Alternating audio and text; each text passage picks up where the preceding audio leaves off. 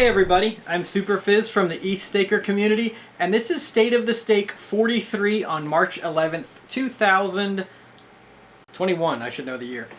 So, State of the Stake is kind of when I sit around and shoot the bull and tell you what's on my mind about the growth and direction of the staking community on the Ethereum beacon chain. We work hard to represent home and solo stakers, but we also really focus on the health of the beacon chain. So we talk about things like client diversity and decentralization a lot. I work with the EthStaker core group, who are Buddha, Unvetica, who produces this, Lamboshi, and Worthhalter, Patricia Worthhalter, who you also know from POAP. So, or you might know from POAP, you might not. That's cool too. So today I'm kind of excited. I just had a talk with my friend Colfax.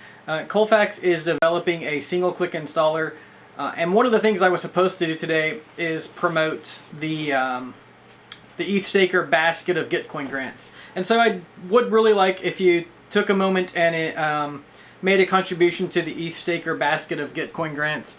I imagine that like any normal person would probably, I don't know if this is right or wrong, but it sounds like you would donate 1/1000th of your annual income. So if you make $50,000 a year, it would make sense to donate $50 to a GitCoin grant. That's just kind of the rule of thumb in my mind. Just apply that however you want. But I don't love talking about grants. I don't love that. So I want to talk about something a little different that was spurred by this idea. So I was creating a basket of GitCoin grants, and in that basket is it sounds like I'm talking about GitCoin grants. Trust me, I'm going somewhere else. Was Ethereum Core, and I mentioned, that's Buddha, Unvetica, Lamboshi, and Patricio, and myself. And then the Ethereum Due Diligence Committee, who is organized by Madison Asher, who runs the Ether.io. And then STAKEHOUSE, which is, they're developing a single-click installer right now, and that is under the lead of Colfax. I want to talk about that more soon. And then Ethereum StudyMaster, which is run by Unvetica. And so what we have like are four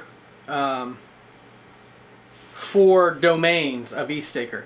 And I've realized after speaking to Colfax that we would be a better managed organization if we kind of branched out into those four domains, with EthStaker Core really just managing the overall community and supporting the community just as we always have, but then Ethereum StudyMaster being the education branch of that, managed by Unvetica. And so maybe they continue to develop EthereumStudyMaster.com, maybe they manage the educational quizzes, and so maybe that includes trivia, I'm not sure, but that is our education, or our learning branch would be EthereumStudyMaster.com. And then we have like people who want to contribute as developers, like you have skill with any number of languages, any number of talents, and you come to EthStaker and you're like, hey, how can I help? Well, Colfax is running right now STAKEHOUSE, and instead of STAKEHOUSE being just this first product, which is the single-click installer, we're kind of envisioning STAKEHOUSE as being a repository of different software products that are developed under the EthStaker umbrella. Maybe we've provided a grant, maybe we've provided support, or maybe we've helped to connect you with people, or maybe you just want to be a part of our community. That's great. And so those tools and that development would take place under the STAKEHOUSE umbrella. And now there are a lot of tools that already exist, and we need to know, are they valuable tools? Are they safe for use? And that falls under the Ethereum Due Diligence Committee, which is led by Madison Asher. And right now their focus is vetting staking pools. And you've heard me talk a lot about what I look for in staking pools.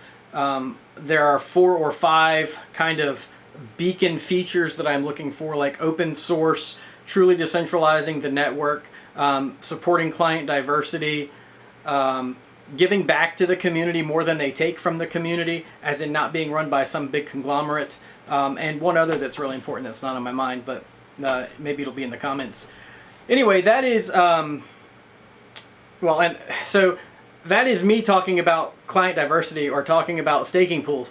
But the Ethereum Due Diligence Committee really vets those pools for are they safe to use? So they may not meet all of Phiz's criteria for what I think a healthy pool would look like, which is really a high goal and a high bar that I want everyone to reach for.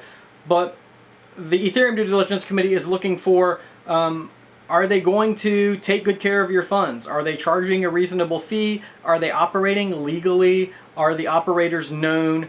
Things like that that will give you a greater assurance that if you participate with a pool, that your money will come back to you safely. But I really see that the EDDC as kind of the governing body or like the vetting body of the EthStaker ecosystem.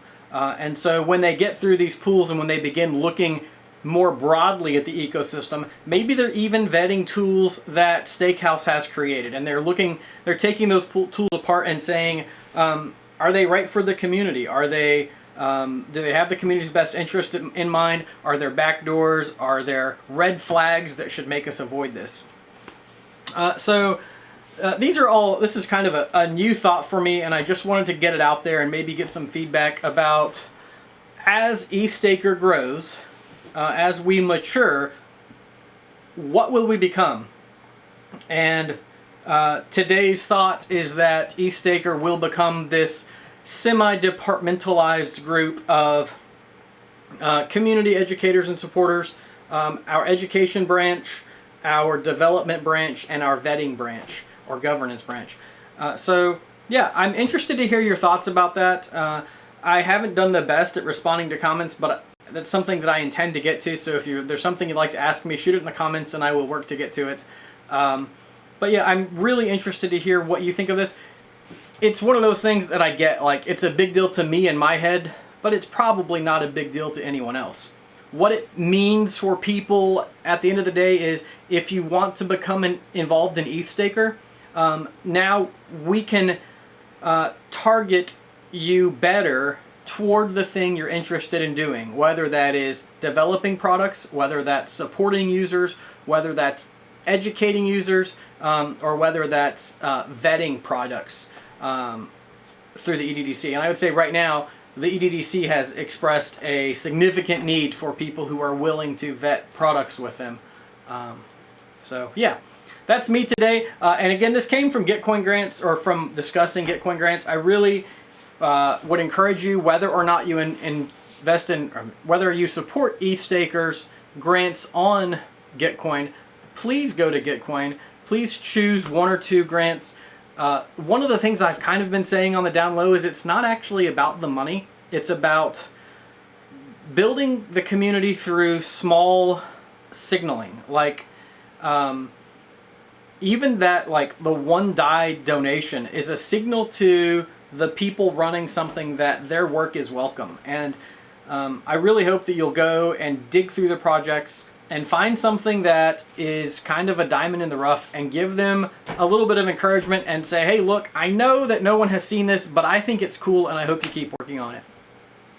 So yeah, I hope you have a great day and take care.